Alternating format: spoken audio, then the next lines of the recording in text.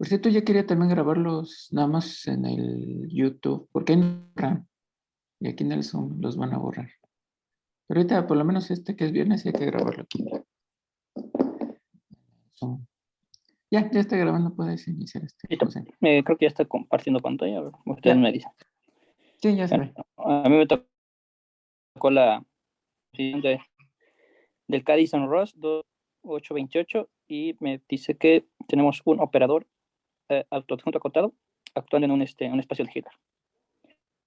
Me pide en la primera parte demostrar que cada eigenvalor de A es real y demostrar la segunda que todos los eigenvectores correspondientes a distintos eigenvalores de A son ortogonales. Entonces, bueno, comencé que es un operador autoadjunto en un espacio de Hilbert, o sea, damos un operador autoadjunto en un espacio de Hilbert y tenemos que poder demostrar que todo eigenvalor de A es real. Recordamos que un operador, si tenemos un operador, entonces un escalar es llamado un eigenvalor de A si existe un elemento distinto de 0 en el espacio de Hilbert, tal que AX es igual a lambda X. Entonces, si tenemos un eigenvalor de A y tenemos un elemento en el espacio de Hilbert, su eigenvector asociado, tal que este X es distinto de 0, entonces tenemos esto por lo anterior, por la definición. Ahora, consideramos el producto interior de AX con X. Esto es igual a lambda X, X, todo en producto interior. Bueno, esto porque pues, AX pues, es igual a lambda X. Ahora, como tenemos el escalar en la primera, pues podemos sacar el lambda y nos quedaría lambda por el producto interior de X consigo mismo.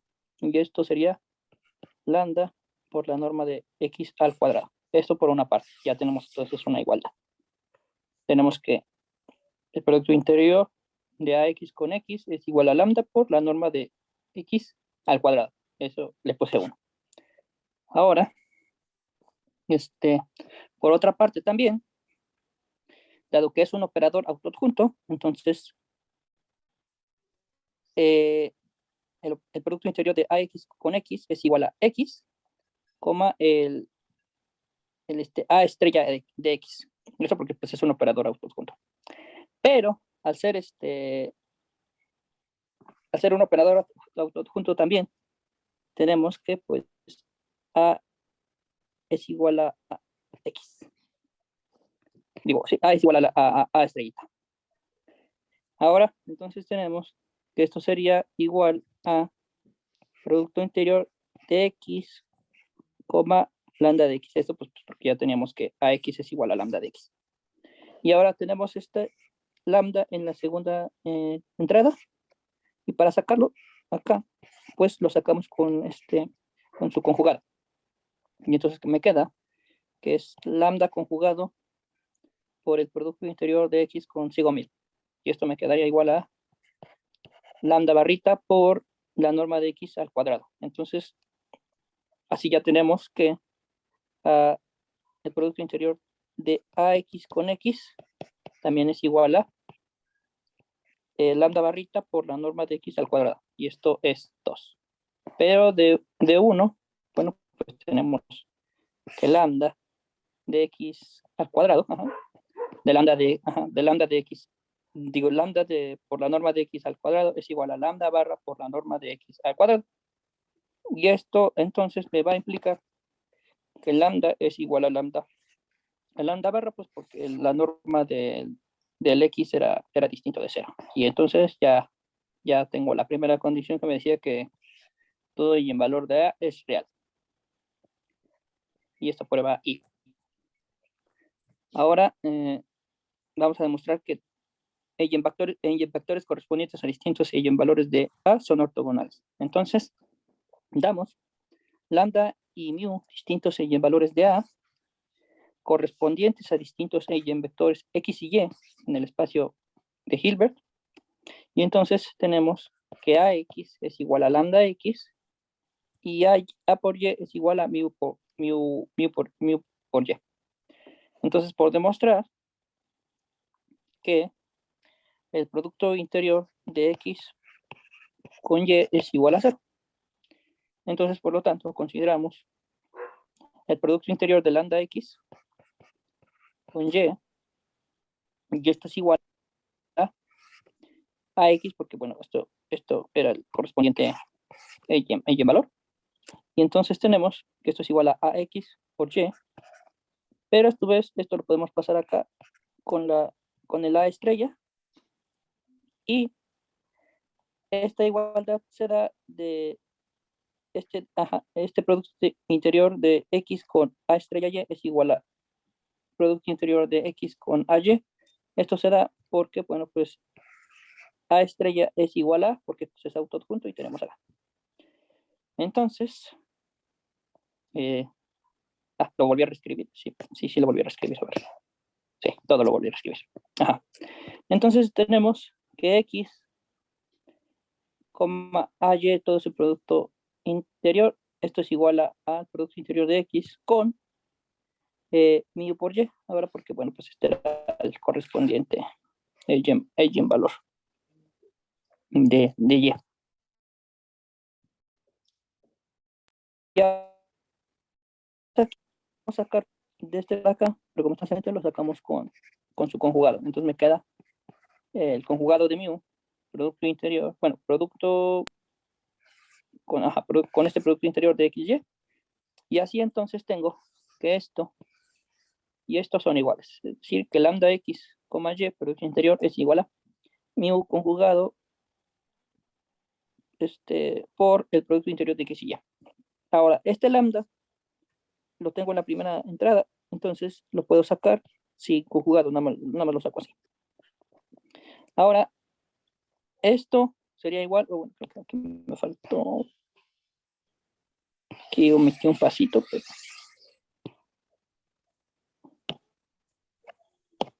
aquí era lambda X, Y igual a mi barrita por X, Y. Ahí está, y ahora sí ya. Ahora ya tengo esta igualdad, entonces puedo pasar esta parte de acá restando del otro lado, y entonces tengo lambda por el producto interno de X con Y menos mi barrita por el producto interno de X con Y esto es igual a 0.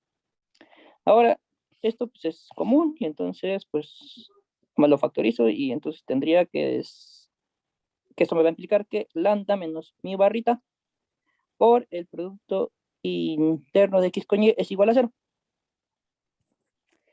Pero al tener ya que es un operador autoadjunto por I, mu es igual a mi barrita, o sea que los valores eran reales. Cada valor de la operadora es real. Entonces tengo que lambda menos mi barrita es igual a lambda menos mu por el producto interior de X con y esto es igual a 0. Ahora tengo que ya nada más tengo que esto pues lo paso acá dividiendo, y bien, sería 0. Entonces tendría que el producto interno de X con Y es igual a 0. Y esto, bueno, pues porque estos eran distintos por hipótesis, entonces pues su diferencia pues es distinta de 0. Y entonces tendría que pues son ortogonales los eigenvectores, y ya prueba 2 y carita feliz. Muy bien. ¿Dudas, preguntas, comentarios? Sí, está muy bien. Gracias, José. Comentarios,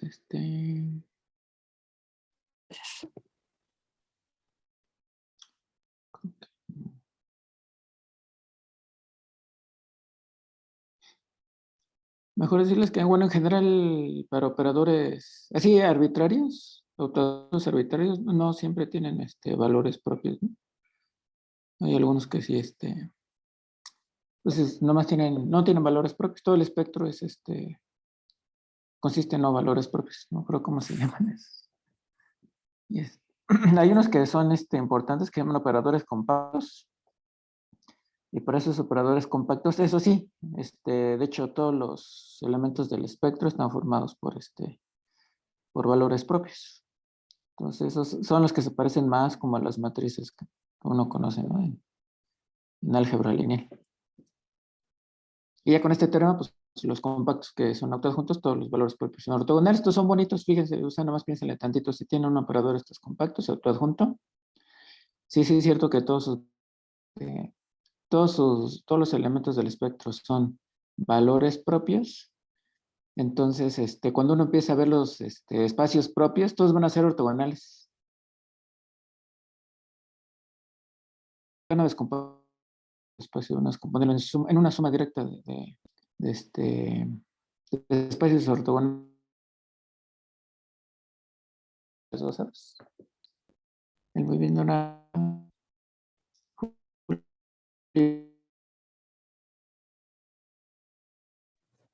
Ya puedo compartir. Sí, ya. Gracias.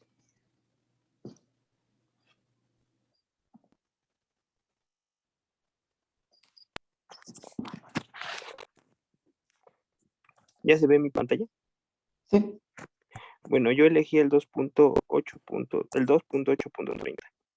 Dice que da un espacio de Hilbert y a un operador autoadjunto que actúa en H de esa manera. Y nos tomamos X en H, un vector unitario, para que cumple esa igualdad. Entonces nos pide demostrar tres cosas. La primera es que X es un vector propio de A cuadrado, con valor propio la norma de A al cuadrado. La segunda es que se cumple alguna de esas dos condiciones. Bueno, ahorita que lo haga, lo escribo bien.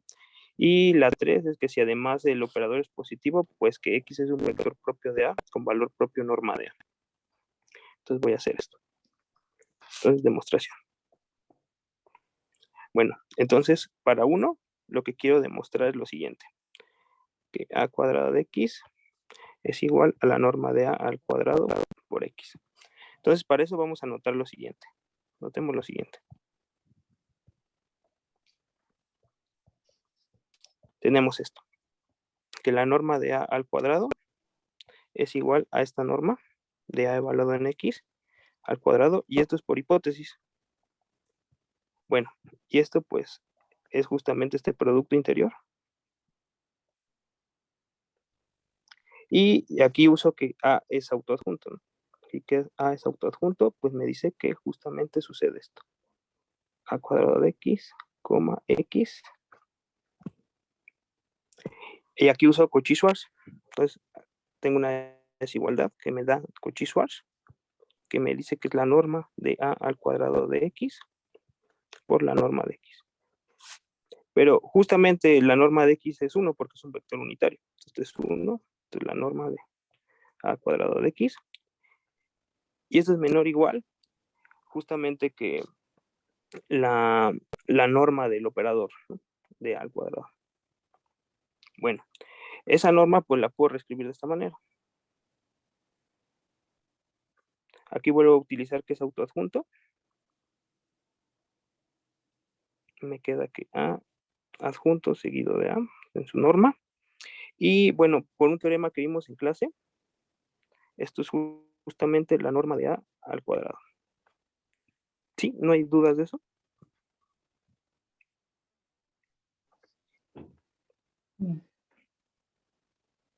Bueno, de esto concluimos. Tenemos ahí como un sándwich. Lo siguiente, que la norma de A al cuadrado es igual a este producto interior. Y que también es igual a esta norma. Muy bien. Bueno, este vamos a llamarle 1. Entonces, de la última igualdad de 1,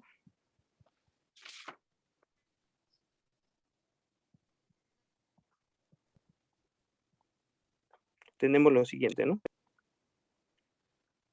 Que A cuadrado de X, de X, en producto interior, es igual a esto. Aquí le agrego pues la norma de X, no hay problema porque es un vector unitario, ¿no? Entonces otra vez por el teorema de Cauchy-Schwarz, pero en la versión, bueno, cuando se da la igualdad,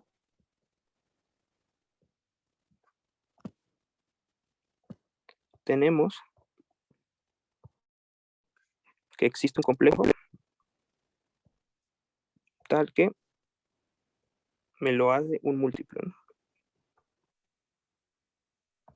Bueno, esta vamos a llamarle 2. Por otro lado, de la primera igualdad,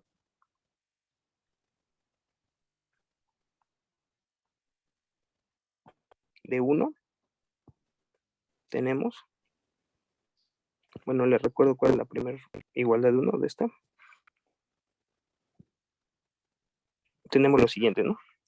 Que la norma de a al cuadrado es justamente esto.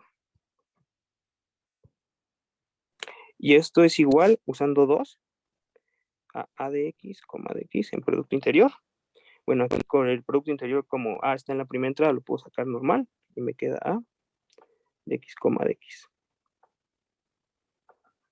Y bueno, justamente esto es igual a de la norma de x al cuadrado, pero esto es un vector unitario, así que es 1. Y entonces esto es igual a. Por lo tanto, a es igual a la norma de a al cuadrado, bueno, a mayúscula.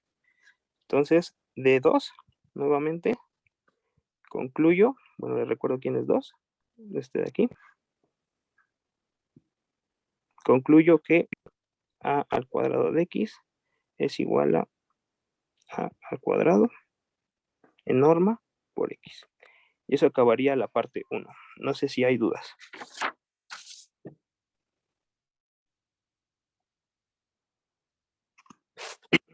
Bueno, para la parte 2. No, está bien.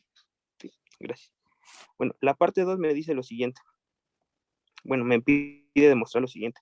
Me pide demostrar que a de x es igual a la norma de a por x o existe z, un vector unitario, tal que a evaluado en z es igual a menos la norma de a por z, ¿no? Entonces, para esa parte, lo que hago es lo siguiente. Consideramos el siguiente vector. Y es igual a la norma de a por x menos a de x. De hecho, ese es el hint que da. Entonces, tenemos dos casos. Caso 1.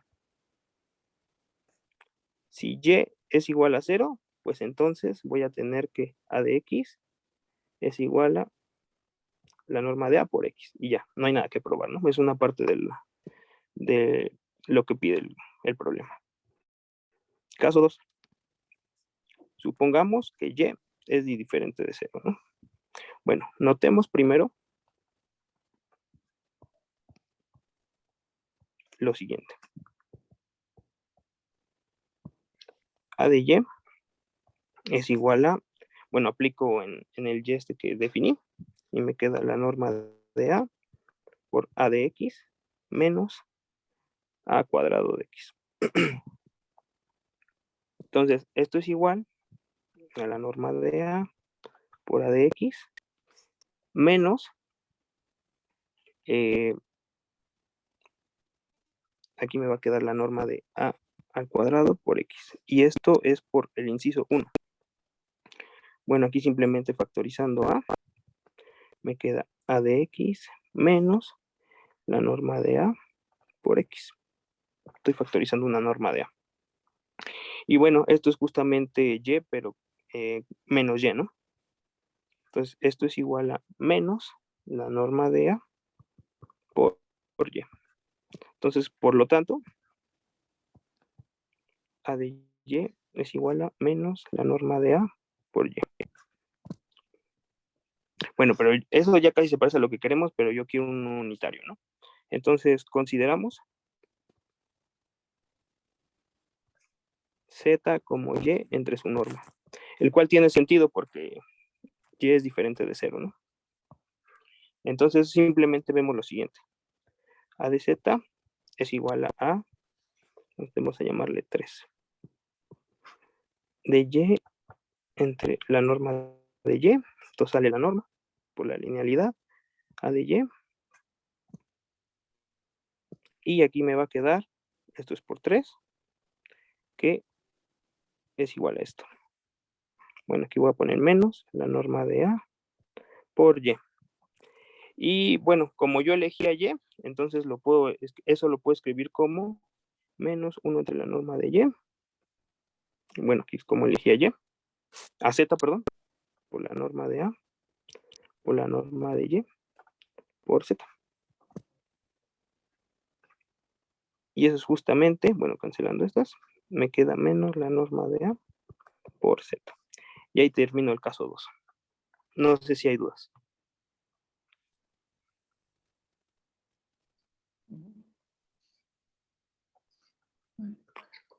O sea, encontré un vector unitario que justamente me hacía lo que pedí en el segundo caso este.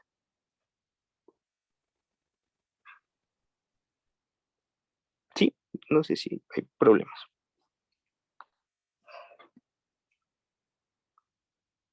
Bueno, sí, gracias. Bueno, para el inciso 3 me pide que si yo supongo que A es positivo, entonces X es un vector propio de A con valor propio norma de A. Entonces el último que falta. Entonces 3. Entonces aquí suponemos que A es un operador positivo. Entonces lo que nos pide demostrar es esto. Bueno, vamos a ver eso. Entonces por 2 tenemos dos casos. Caso 1, pues que justamente se cumple esto, que A de X es igual a la norma de A por X. Entonces aquí ya no tengo nada que hacer, ya tengo eso. Entonces, caso 2, me dice que existe Z, un vector en H unitario, tal que A de Z es igual a menos A por Z. Pero aquí tenemos lo siguiente. Por hipótesis, tenemos que A de Z, coma de Z, el producto interno es positivo. Por otro lado, A de Z, coma de Z, es igual a, bueno, este que sea 4.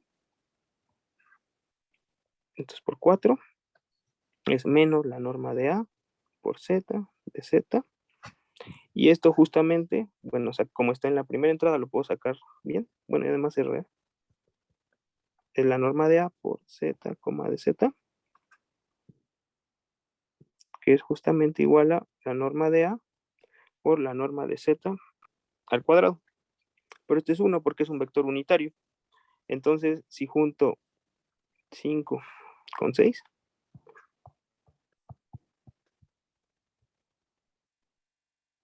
esto me va a implicar que menos A debe ser positivo. Bueno, menos la norma de A debe ser positivo. Lo que nos dice es que la norma de A pues debe ser 0.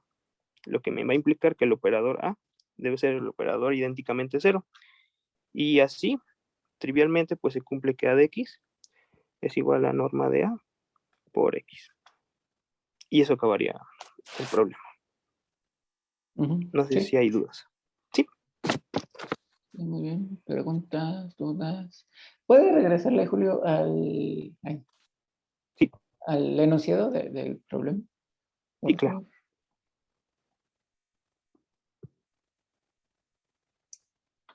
Ahí está.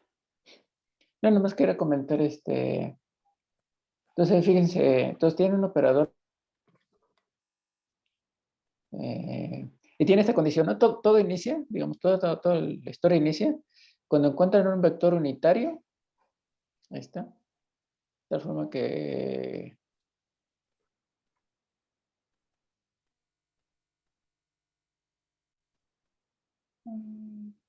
ahí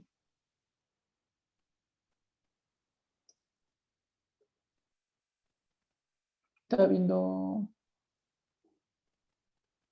este es el 2830, ¿no? Del Cadison.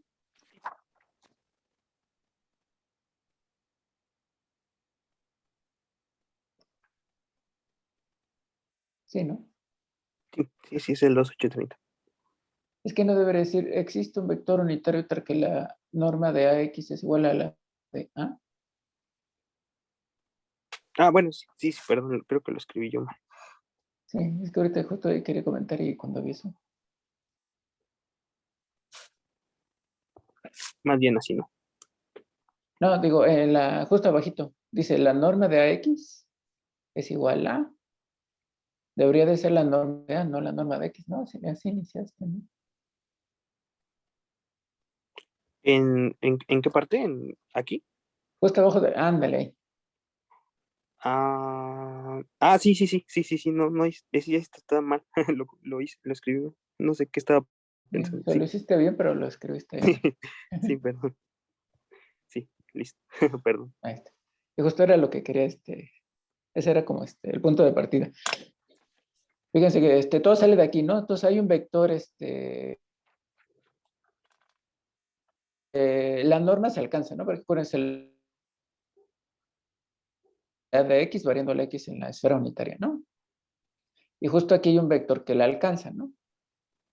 Entonces no sé si recuerdan bueno, ya. Existe un vector donde la alcanza y ya con eso como que ya se dispara la existencia, ¿no? De al menos un valor propio. Entonces aquí ya dice, ahí dice, en el inciso 2 precisamente dice que la norma de A o menos la norma de A es un valor propio, ¿no? Entonces ya con eso, como que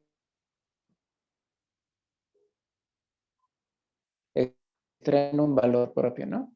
Y si, bueno, hay varias pruebas de cómo, del teorema espectral para matrices, autoadjuntas, pero una es así, ¿no? Agarren la norma de la matriz, como está en un espacio de dimensión finita, en la norma de A pues se alcanza porque es el supremo sobre un compacto, entonces ahí al menos hay un vector unitario X, de tal forma que la norma de A,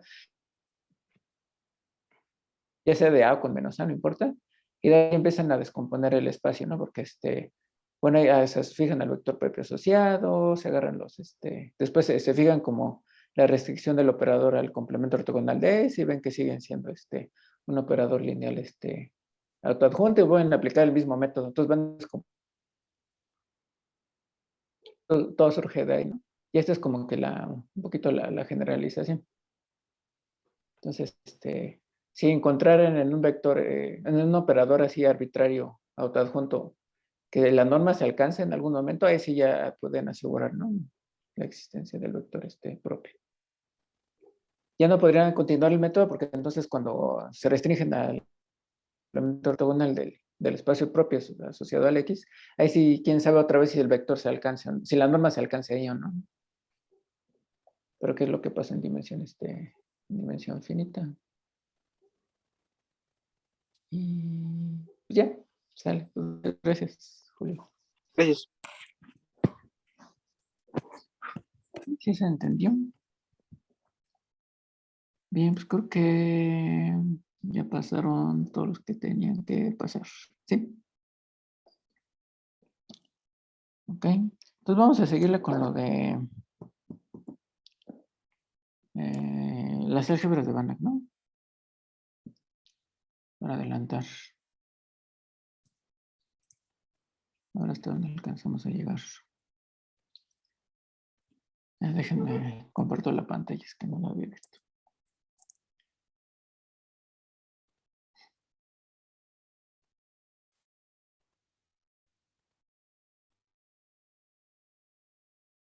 Ya la otra semana ya espero dejarles tarea de esta parte y a ver si encuentro todavía ejercicios de operadores no acotados. Que como que de esos no encuentro muchos. Así.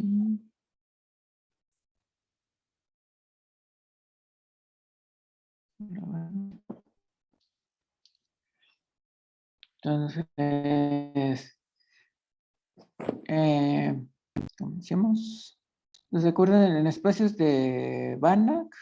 Un papel muy importante la jugaban las funcionales lineales acotadas, ¿no? Que eran funciones lineales que van al campo y que eran continuas. Entonces, para estudiar álgebras de Banach, al menos las mutativas, una parte importante son unas cosas que se llaman funcionales lineales multiplicativas, que es como el análogo, nomás que ahora preservan la estructura de producto, ¿no? Pues aquí está. Entonces, tienen un álgebra de Banach A y tienen una funcional lineal. Estamos suponiendo que esta es lineal, ¿no? que va del álgebra a los complejos. Entonces se llama multiplicativa si abre productos, ¿no? Ya ven que cuando tenemos un álgebra se pueden multiplicar los vectores, como ven. Entonces phi del producto es el producto de las phis. Y además vamos a pedir que el 1 del álgebra vaya a dar al 1, ¿no? De los complejos. Entonces, y esta condición que está aquí, de hecho, la condición 2 es equivalente nomás a que la funcional sea distinta de 0, ¿no? Porque la funcional 0, pues se dishace esto trivialmente. Entonces, las que se deshacen esto y que son distintas de 0 son precisamente las que cumplen también que el 1 lo mandan al 1. Y bueno, de esta observación que está aquí, la idea es clara, ¿no? Si el 1 va a dar al 1, pues la funcional es distinta de 0. Y si la funcional es distinta de 0, pues existe un elemento a 0 en el álgebra, de tal forma que va a dar algo distinto de 0, ¿no? Pero entonces quedaría que phi de A, 0, lo puedo escribir como phi de A 0 multiplicado por el 1 del álgebra. Como es multiplicativa, pues se separa. Así. Y lo puedo cancelar porque es distinta de 0, ¿no? Es la hipótesis phi de A 0 distinta de 0. Y de ahí ya me sale que 1 es igual a phi del 1 de A. Entonces, todas estas funcionales multiplicativas son simplemente las que preservan la estructura de espacio vectorial, también preservan la estructura de álgebra y que no sean distintas de 0, ¿no? O sea, como que no sea trivial, ¿no? El conjunto de funcionales lineales multiplicativas de un álgebra le vamos a llamar M sub A. No es estándar, ¿no? Hay otros libros que usan otra notación, pero esta es la que usa el Douglas. Toda esta parte la estoy sacando la mayoría del Douglas y la estoy echando ahí. Estoy sazonando con cosas de Caddison, ¿no? Pero la receta principal es del Douglas. Entonces, es un álgebra de Banach con 1 y una funcional lineal multiplicativa, ¿no? Entonces, todas las funcionales lineales multiplicativas son acotadas. Si se fijan en la definición, no se habla para nada de continuidad, es simplemente algebraica. En estos dos. Entonces, con esos dos se implica continuidad. Y de hecho, la norma es igual a 1. Entonces, está bonito porque son las cosas como puramente algebraicas les dan continuidad. No sé si vieron un ejercicio de teoría de. Bueno, es que es teoría de la que tienen una función lineal de un espacio de medida, ¿no? a los reales, de tal forma que iguales que se.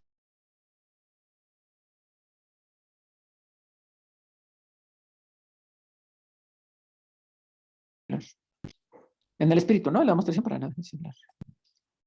Entonces vamos a probar esto, ¿no? Que toda función lineal acotada, perdón, lineal multiplicativa es acotada. Una observación es este truco ya lo habíamos visto. Me agarro un elemento A, el álgebra, y le resto pues, su valor de A y lo multiplico por el 1, ¿no? Del álgebra. Si estuviésemos como en prueba, estaríamos como, ¿cómo se dice? Centrando a la variable aleatoria, ¿no? Entonces, phi de menos da 0, ¿no? Porque esto quedaría phi de A menos phi de A por phi de 1, pero phi de 1 es 1. Se cancelan las fi's y da 0.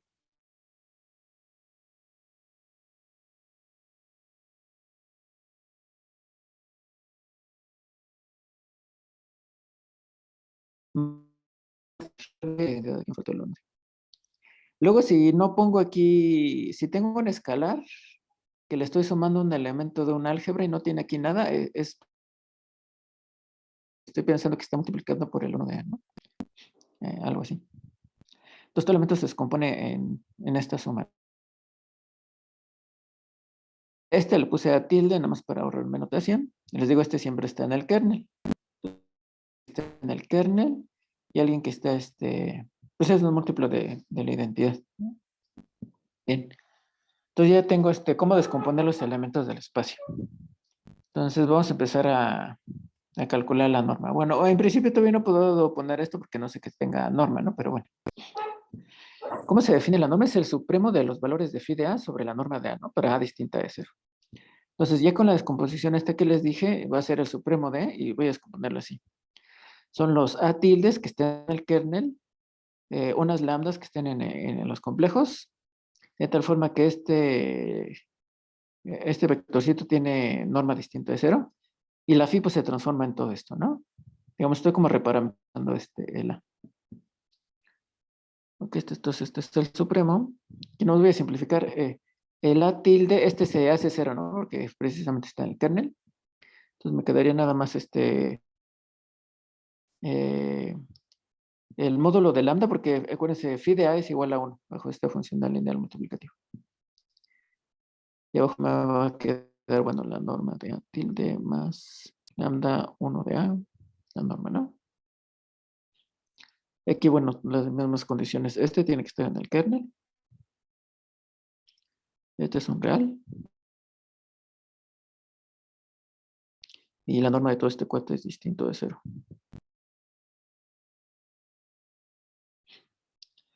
Entonces aquí, ojo, o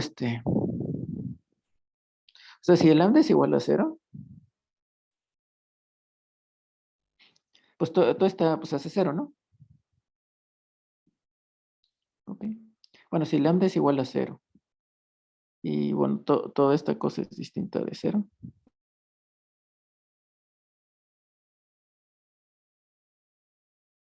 Entonces, pues la norma de este es distinta de 0. Pero lo importante es este cociente, pues les va a dar 0.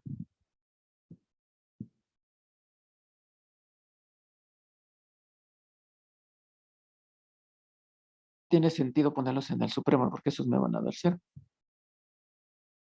Entonces,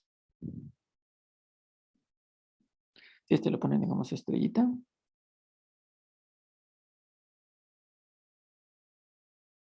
Estrellita lo puedo reescribir como sigue. Va a ser el supremo de las A's que estén en el kernel de phi. Ese que esté aquí. No estés lambda nada más.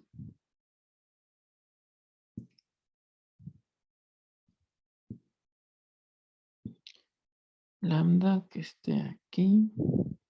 Lambda distinto de 0.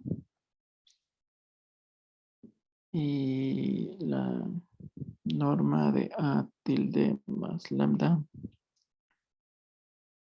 No de A. Distinto de 0, ¿no? Y el mismo cosa aquí. Lambda sobre la norma de A tilde más lambda 1 de A. Pero es que me faltó decirles esto un poquito más.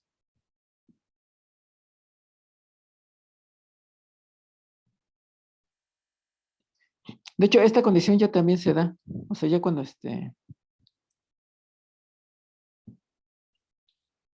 aquí nomás otra observación. O sea, esta condición ya no va a ser necesaria porque si fuese 0, o sea, si lambda está en C, lambda es distinta de 0 y A tilde está en el kernel. Y la norma de este es 0, de A tilde más lambda 1A es igual a 0. Pues entonces me implica que la tilde es menos lambda 1 de A, ¿no? Y entonces 0, que es el phi de A tilde, sería menos lambda. Bueno, 1 es igual a 1.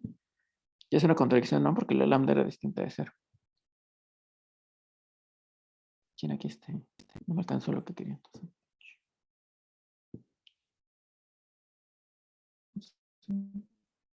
Ah, no, justo lo puse en la parte que no quería. Me dejan nomás Ahora sí.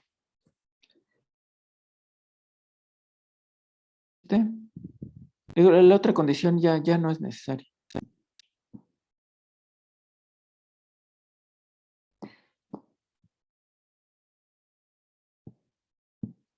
Entonces, ya se puede poner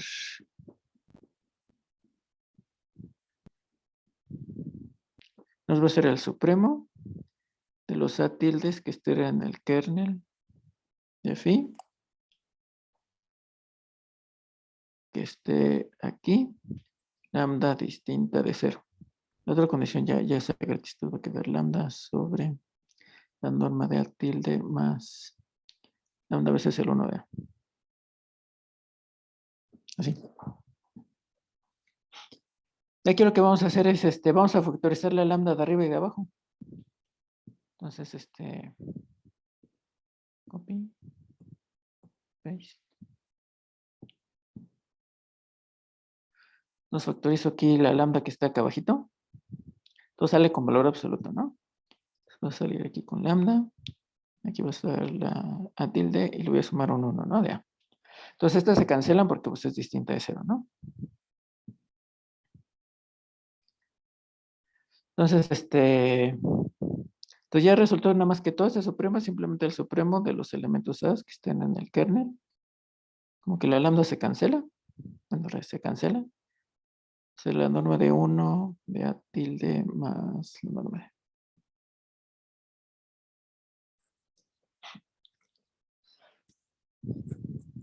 Entonces habría que ver este supremo que está aquí, ¿no? A ver si sí es cierto que da 1. Esa es esta afirmación que puse. Entonces, el supremo del 1 sobre las normas de B más 1 de A, donde B corre en el kernel, es igual a 1. Vamos a ver aquí razón. Si toman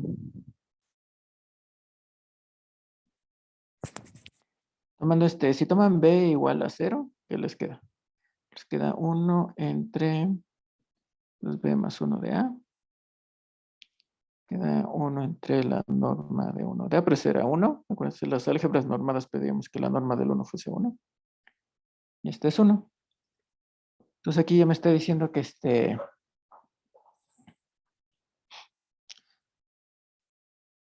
que 1 está en este cuate, ¿no? En este cuate que está aquí.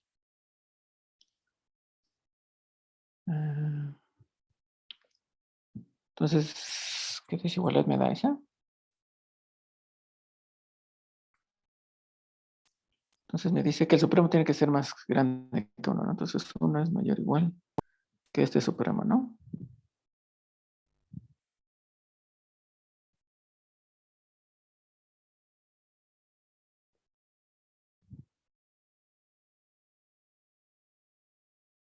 Ahí está. Entonces me da esa desigualdad. Ahora, ¿qué pasa si es estricta? Si es estricta, pues va a existir un B0 que esté en el kernel de mi funcional, de tal forma que pues, me da la desigualdad estricta. 1 es menor estricto que la norma de B0 más el 1D. Pero entonces eso va a implicar que, no sacando inversos multiplicativos, B0 más, déjenme ponerla así, entonces a ver por qué. 1 de A menos B0 es menor estricto que 1. Y lo puse así porque habíamos visto una prueba que decía, si tienes un elemento cuya distancia la unidad es menor estricto que 1, ese elemento es invertible. Entonces, este elemento que está aquí es invertible. ¿No? Entonces, pues existe, no sé, un C0 que esté en A, de tal forma que el 1 de A, pues es C0 por menos B0. Pero entonces, aplicando phi de ambos lados, queda 1, que sería phi de 1 de A. Sería phi de C0 multiplicado por menos phi de B0, ¿no? Pero B0 es 0, porque el B0 estaba en el kernel. B0 estaba en el kernel de phi. Así se agarraban todos estos, ¿no? Elementos. Aquí los voy a poner aquí. Son estos elementos, pero el B siempre tiene que estar en el kernel de la función. Entonces ahí está la corrección. 1 es igual a 0. Más clara no está. Entonces no se da la desigualdad estricta y entonces tiene que darle igualdad.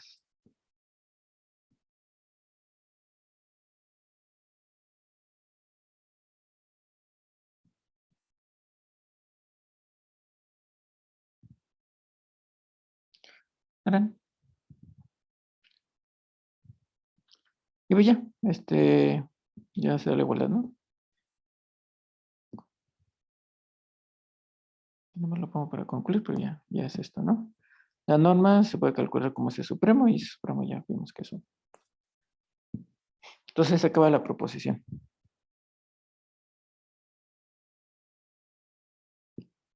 Déjame borrar esto que no lo utilicé.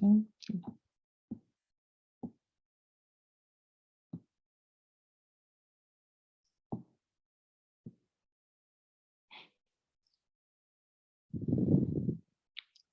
A ver aquí.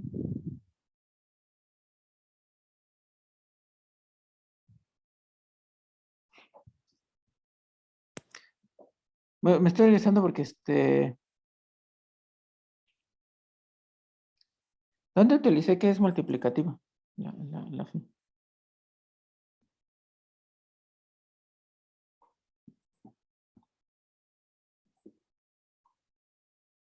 O sea, como que no sé.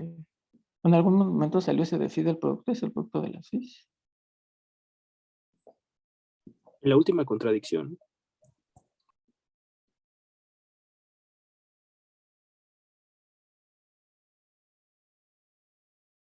¿En esta?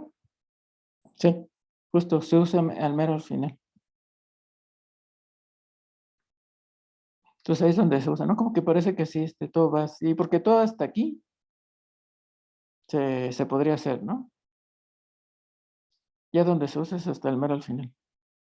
Sí, muy bien. Ahora le digo, las funciones lineales multiplicativas sirven mucho para estudiar mucho las álgebras que son conmutativas. Y es porque tiene buenas propiedades, una es esta, ¿no? Si tiene un álgebra de Banach con 1, es un subconjunto compacto de la bola unitaria. Compacto pero con la topología de Dirichlet. Este no quita el caso de que este sea vacío, ¿no? Ese también podría pasar. Entonces, este sale más o menos fácil. Ya se imaginarán, si ve bola unitaria y topología débil estrella, pues van a Caloglu, ¿no? Entonces, por la proposición que acabamos de probar, si este es distinto, bueno, siempre está contenido aquí, ¿no? Sea vacío, ¿no? Pero si es distinto al vacío, bueno, el teorema anterior es más significativo y dice que las funcionales lineales multiplicativas están contenidas en la bola cerrada unitaria del dual, ¿no? Entonces les digo, nomás es suficiente, por Van Caloglu es suficiente probar que este es cerrado. Entonces, les digo, estamos suponiendo que este es distinto del vacío, ¿no? Si no es trivial. No hay nada que hacer. Entonces me agarro una red de elementos en MDA que converja a un punto. Este punto nomás sabemos que está en la bola unitaria del dual, pero que converge en la topología de la estrella, ¿no?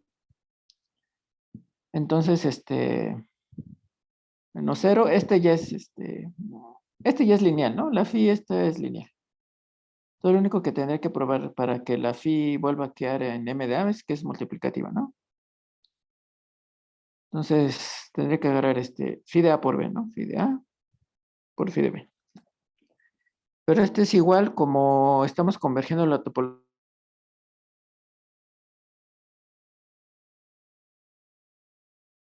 Eso significa que cuando me voy en la red de phi de alfa de A por B, ese límite es igual al phi de A por phi de B, ¿no? Pero esta sí es multiplicativa, las phi alfas, ¿no? Entonces, esto sería phi de A y alfa de B.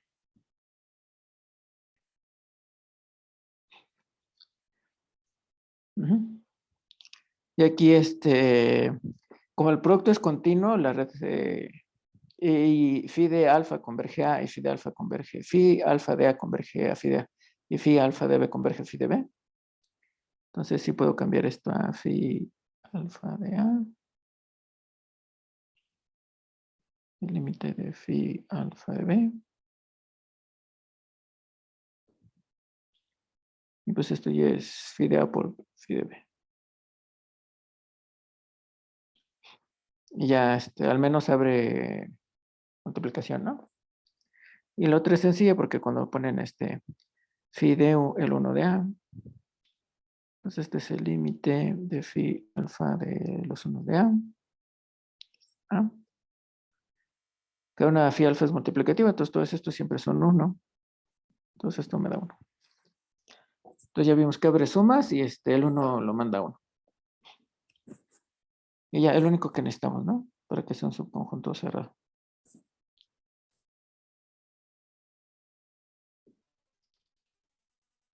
Bien, si creo que dudas, entonces hasta aquí.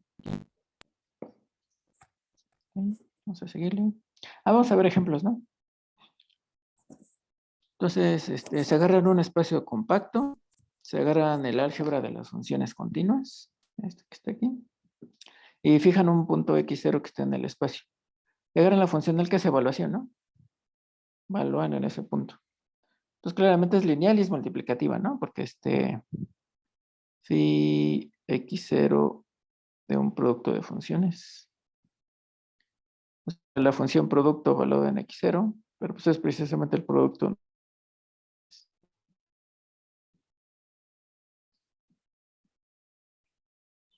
Entonces es phi x0 de f, phi x0 de g. Entonces ya hablo de productos.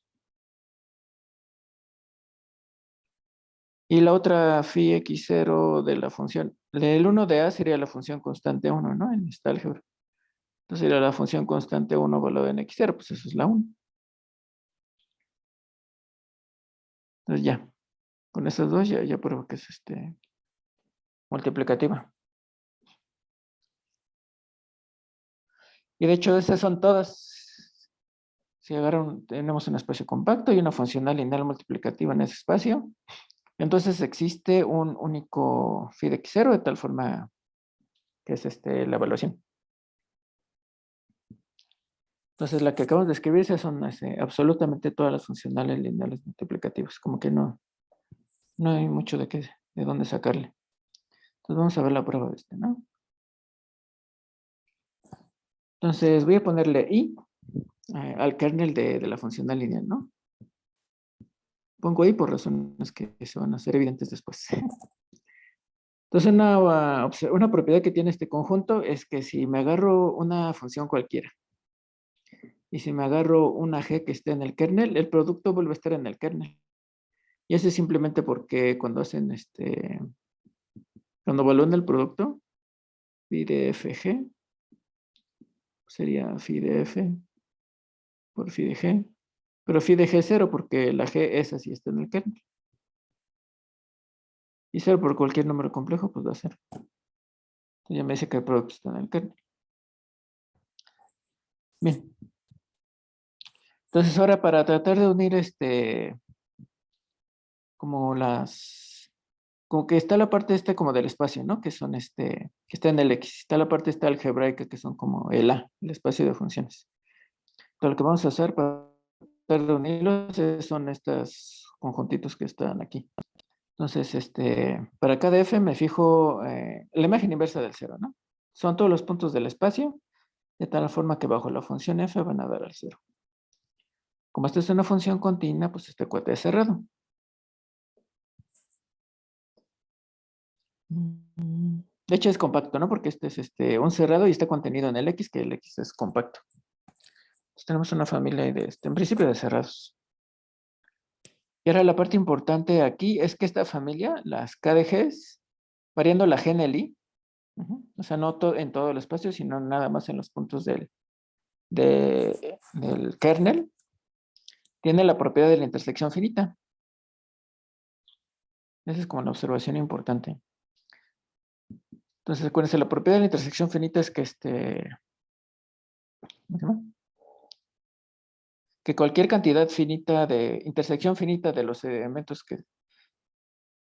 perdón, ¿cómo dice?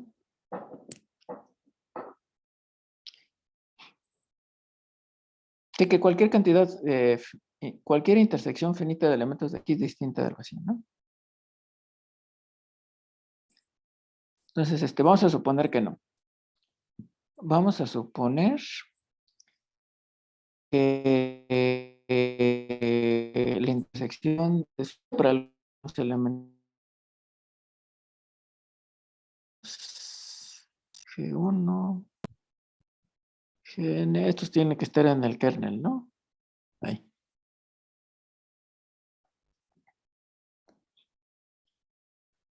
Entonces, ¿qué quiere decir? Quiere decir que o sea, entonces, ¿qué se sigue? Entonces, para todo punto X que esté en el espacio, siempre debe de existir un X0, que esté desde 1 hasta N.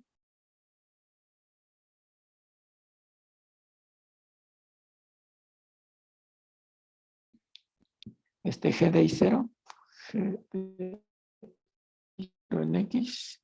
Este tiene que ser distinto de 0, ¿no? Porque precisamente la intersección es así. Si no, esto sería para todo y me diría que para todo índice esto sería 0. Entonces están todos estos en las imágenes inversas, ¿no? De los ceros. Entonces ahora vamos a considerar la función. Entonces estos GIs van a ser especiales porque vamos a poder crear una función, una nueva función que esté en I. Entonces consideramos, vamos a poner G de X, lo vamos a definir como la suma de los módulos de G de I de X al cuadrado, ¿no? Entonces tenemos esta función. Y por la observación anterior,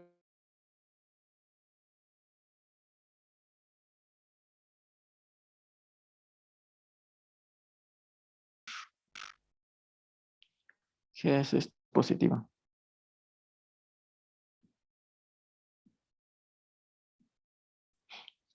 Bueno, es continua y es positiva, ¿no? Entonces nunca se anula. Luego, además, esta G, bueno, la G se puede escribir como la suma, y en lugar de poner módulo al cuadrado, puedo poner G de I conjugado por GI.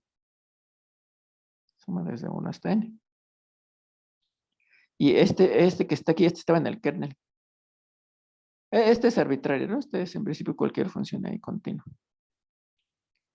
Pero entonces, por la observación esta que les puse al principio, cuando tienen alguien que esté en el kernel y cualquier función, el producto sigue estando en el kernel, entonces este está en el kernel y el kernel es el subespacio, entonces la suma está en el kernel. Entonces todo esto tiene que estar en el kernel. Pero entonces, más o menos igual, como le hicimos antes, G inversa por G, que de hecho,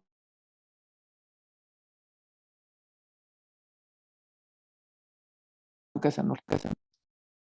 Entonces esta función que pues es la función constante 1, es decir, el 1 de esta, tiene que estar otra vez en el kernel, porque este está en el kernel, entonces déjame ponerlo aquí.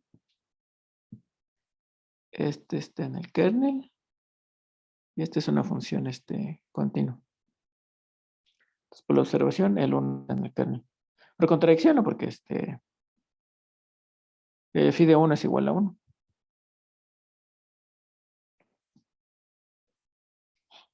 Entonces, ¿de dónde vino la contradicción? Pues de suponer que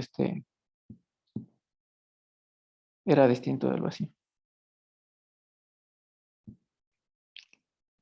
Entonces, la intersección de todos estos tiene que ser distinta del vacío.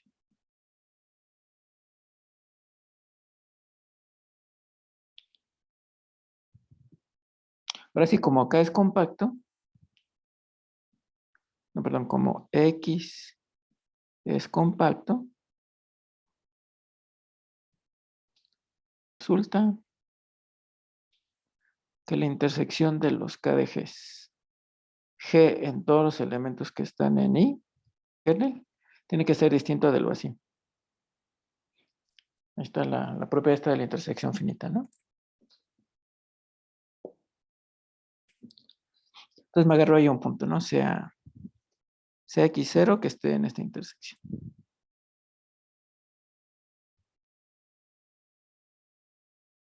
Yo digo que ese es el punto bueno. Déjame poner este más.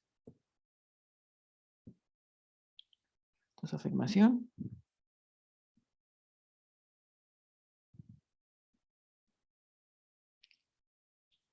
Phi de f es igual a phi de x0. Para toda f función continua. Y la razón es simplemente razón. Este truco que habíamos hecho antes, phi menos phi de f por el 1 de a. Este está en el kernel de la funcional.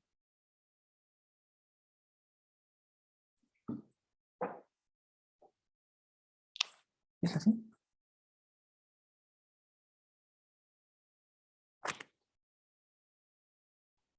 Sí. Y luego este es el i, ¿no? Entonces este es un g. Este es uno de estos g's.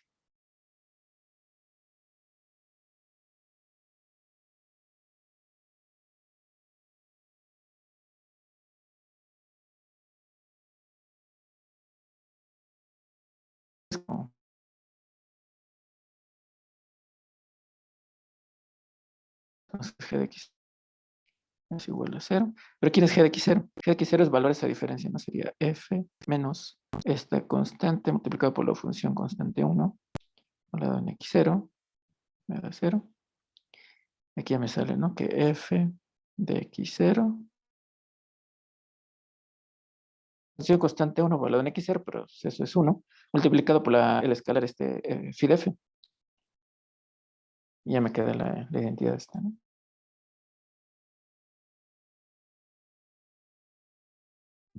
Phi de f. Ya quedó.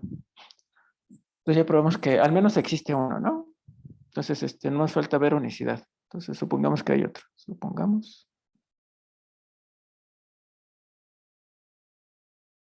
Existe otro x1 en x con la misma propiedad, ¿no?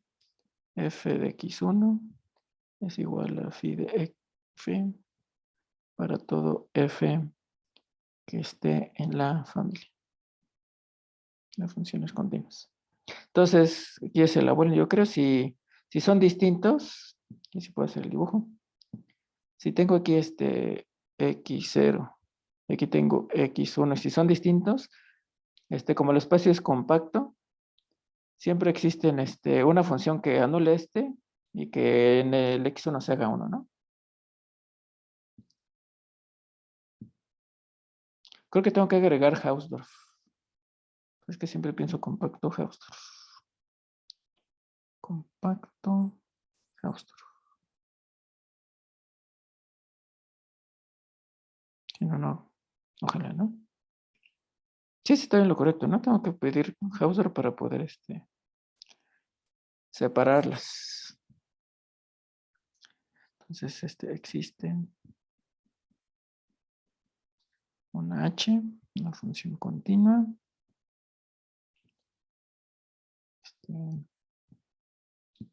Digamos h en x0 de 0.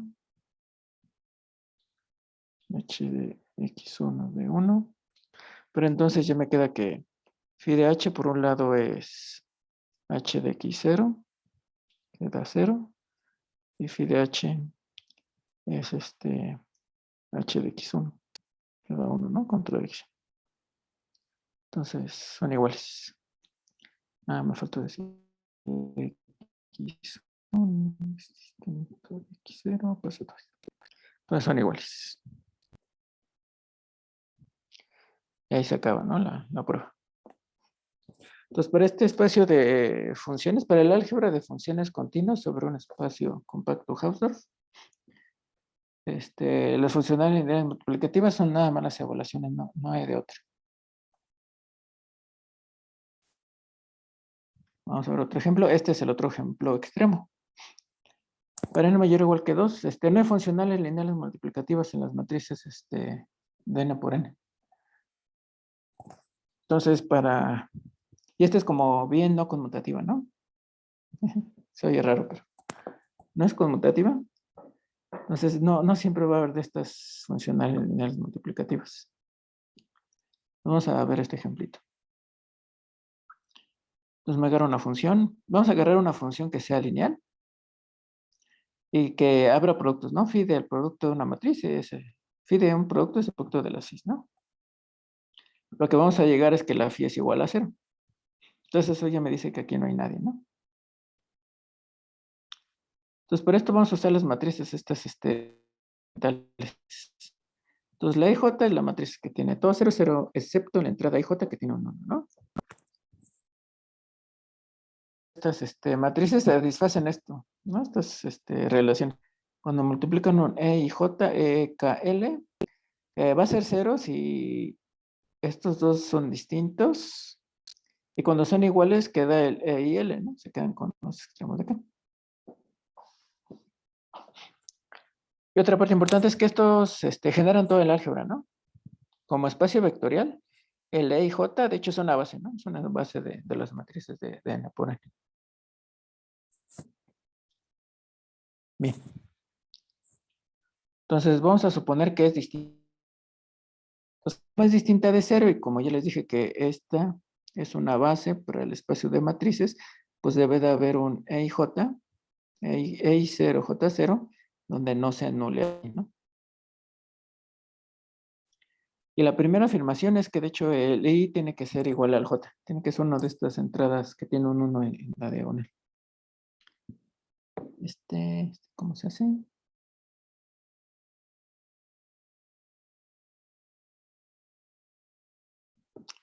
Ay, se me borró. Ah, sí. Entonces empezamos, ¿no? Me agarro el E y 0, J 0, y lo multiplico consigo mismo. E y 0, J 0, ¿no? Así. Entonces esto por un lado es ah, no le tomo la phi. Sería phi de esto, ¿no? Entonces esto pues es, como es multiplicativa, sería phi de E y 0, J 0 al cuadrado, ¿no? Y este sigue siendo distinto de 0 porque el phi de I0, J0 era distinto de 0. Pero aquí si I0 es distinto de J0 por las relaciones de arriba, como estos son distintos, eso me tiene que dar 0, ¿no? Y phi de 0 es igual a 0. Entonces está mi contradicción, ¿no? Entonces, ¿de dónde vino? A suponer que estos son distintos. Bien. Otra afirmación, de hecho, ese es el único. Si IJ es distinto de ese, ¿qué debería ser I0? I0 y 0, va a dar 0 la fin. Entonces se va a anular en todos lados, excepto en ese. Hay como uno especial. Entonces vamos a ver la razón de este.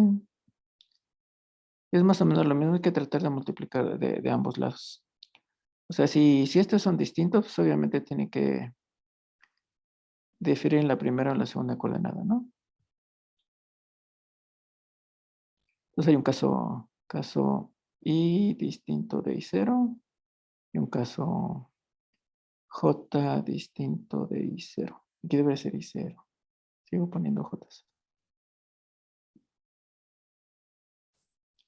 Entonces, cuando I es distinto de I0, entonces en este caso me agarro el E, I0, I0, y lo multiplico por el E y J.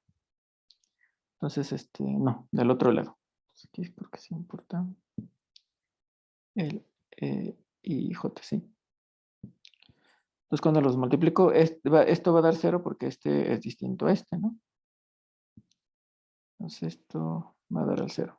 Entonces, cuando le aplico la phi, me queda phi de E y 0 y 0 de IJ, entonces pues esto es igual a 0, pero esto es multiplicativa, entonces esto es el producto, phi de y 0 y 0, phi de IJ, y este es distinto de 0, ¿no? O sea, ya quedamos.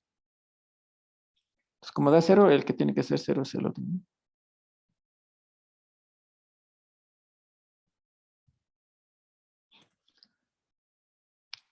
El otro caso es análogo. Entonces, Simplemente multiplican aquí L y J por el otro lado. Lo voy a poner aquí.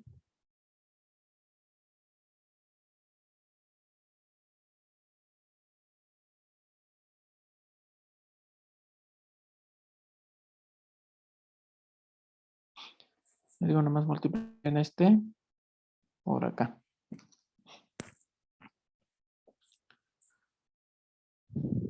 Y ahora, sí. Entonces, y este valor tiene que ser 1. Y ahí es por qué, porque la identidad va a dar al 1, ¿no? O sea, el 1. Recuérdense, bueno, más fácil, phi de E y 0 y 0. Lo puedo poner como phi de E y 0 y 0 multiplicado por E y 0 y 0, ¿no?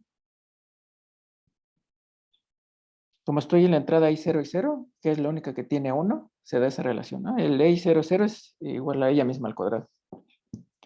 Entonces, como es multiplicativo, pues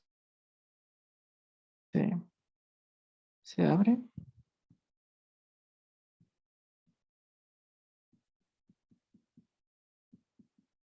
Y cancelo una, ¿no? Cancelo una. Se puede porque yo sé que es distinta de 0. Y de ahí ya me sale que el phi de I0 y 0 es igual a 1. Entonces, ya con lo que tenemos ahorita, la funcional esta va a anular a todos los elementos de la base, excepto a uno, no hay especial. Entonces, eso ya empieza a sonar raro. En cuanto a la multiplicatividad como función lineal, pues claro, ¿no? Nomás proyecto ahí. Pero ahora nomás se pone a hacer uno ahí como cuentas, a jugar, como qué productos no preservaría. Y vamos a agarrar el que tiene, la matriz que tiene puros unos, ¿no? Así ya sé cómo uno se lo puede imaginar, ¿no? Cuando tiene uno puros unos, pues es ¿qué va a resultar? Entonces, por un lado, esto sería, usando que es multiplicativa,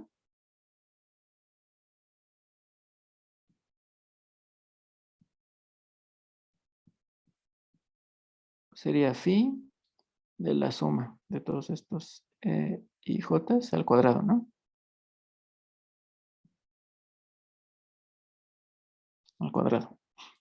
Pero aquí todos estos se anulan. Ujú.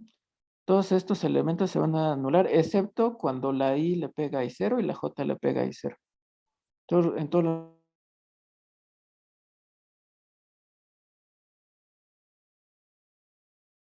por el otro lado, esta suma,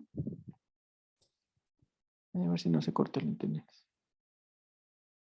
Cuando lo elevo al cuadrado, pues es todos contra todos, ¿no? Sería e de ij, e de kl. Donde la i y la j, pues están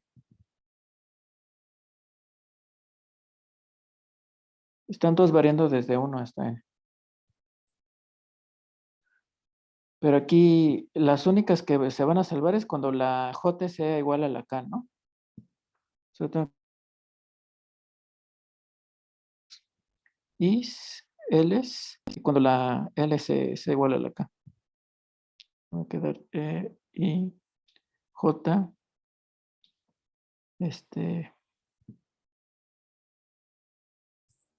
perdón,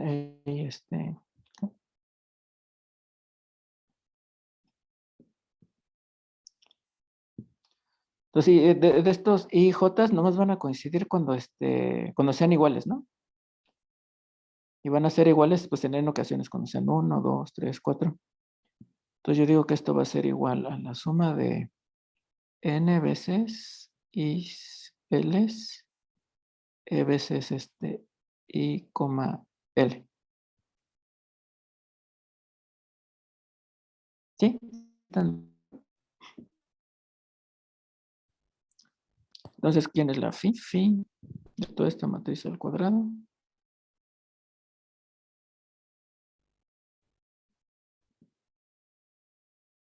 Es n veces la suma de estos phis.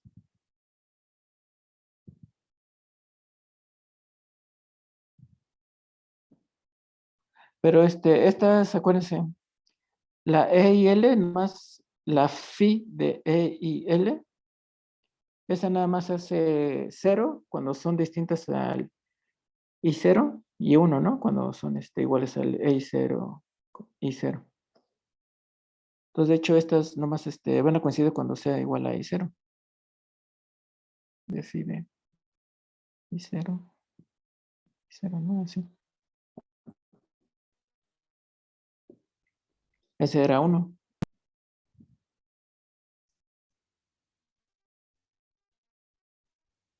Entonces, de esas dos ya me dice que n es igual a 1.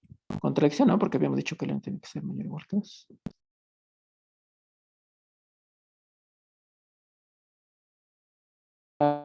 N por n con n mayor o igual que 2, no hay funcionales lineales multiplicativas, todas se anulan.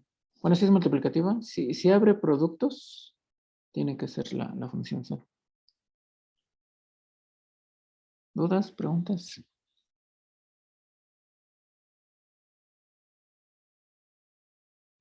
Bueno, aquí nomás Ay, esta... ¿Dónde estaba? Déjame regreso tantito.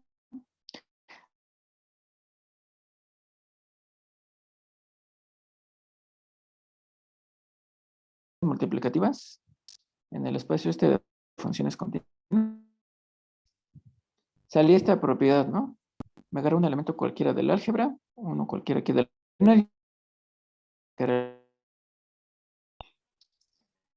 Esta propiedad importante para probar de hecho, esa es una condición a la que se le da nombre, se llama el. No ser nombrada, esta definición es puramente algebraica. Entonces, un ideal izquierdo es un subespacio, o sea, tiene que ser un subespacio que además satisface, absorbe este contenido en cualquier elemento A. Este está en el álgebra grande, ¿no? Ese ideal derecho, pues sí absorbe las multiplicaciones y por A para todo A que está en A. Es bilateral, pues sí es por la derecha y por la izquierda, ¿no? Si absorbe las multiplicaciones de que los canales de funcionales lineales multiplicativas pues van a ser ideales. Porque no importa por dónde las multipliquen. Cuando saquen la phi de todo esto, no importa de qué lado esté el cero, sigue siendo cero.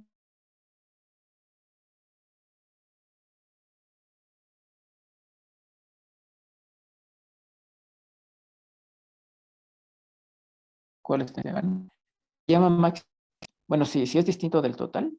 Y sí, si se agarran un ideal en la misma como categoría, ¿no? Izquierdo, derecho, bilateral, que esté contenido entre su ideal I y el A, entonces ese nomás le queda de dos sopas. O es el I con el que empezaron, no es el total. Entonces, otra forma de decir lo que es maximal si no está contenido en un ideal propio. ¿Dudas de este? Ya les había dicho. Si tiene una funcional lineal que satisface que es multiplicativa, entonces este es un ideal bilateral. Y si es distinta de cero, si esta funcional es distinta de cero, entonces es maximal. Este en el caso, ¿no? De las funcionales lineales multiplicativas.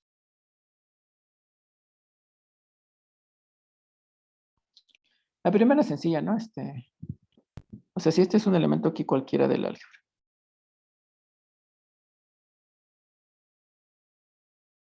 Pues no importa de qué lado lo multiplique, ¿no? Si ponen A por X.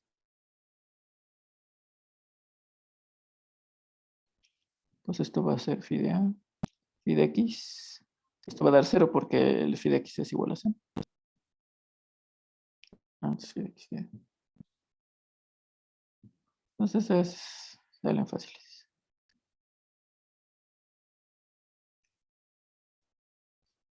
Ahora vamos a suponer que es distinta de 0. Vamos a probar que es maximal. Entonces nos ponemos en la situación, ¿no? Tenemos el kernel, que es un ideal. Me fijo aquí en otro ideal bilateral. No lo dije, pero esto es bilateral.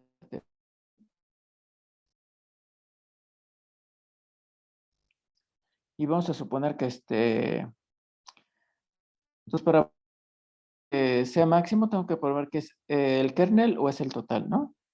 Entonces voy a suponer que no es el kernel y voy a llegar a que es el total. Entonces me agarro un elemento J0 que no está en el kernel. Entonces para ese elemento notamos el truco como de siempre. Para todo A que esté en A. Entonces, ¿cómo vamos a escribir el A? El A lo vamos a poder escribir como A menos phi de A sobre phi de x0 multiplicado por x0. Más phi de A sobre phi de x0 multiplicado por x0, ¿no? Así. Voy a escribir así. Entonces notamos esta parte, esta pertenece al kernel de phi. Eso otra vez, ¿no? Aplicamos phi a todo esto, sería phi de A. Eso sería phi, todo este escalar por phi de x, pero se cancelan las phi de x. Me queda phi de A que se cancela con esto. Entonces ese cuate está en el kernel. Y este cuate que está aquí, este está en J. Porque acuérdense, J también es espacio vectorial. Ese es uno de los requerimientos para que sea bilateral. Ideal. Entonces este cuate pues va a estar en J. Entonces la suma tendría que estar en J. Entonces todo está en J. Entonces ya el J tiene que ser el total.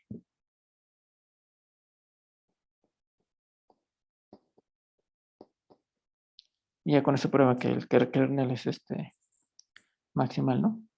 De hecho, ni se usa aquí la estructura como de ideal, ¿no? Simplemente es la de espacio vectorial. Bien. Yo creo que aquí le dejamos. Y en la siguiente clase seguimos viendo lo de ideales porque parte de la estructura de la álgebra se va a estudiar así mediante ideales. Al menos en el caso conmutativo.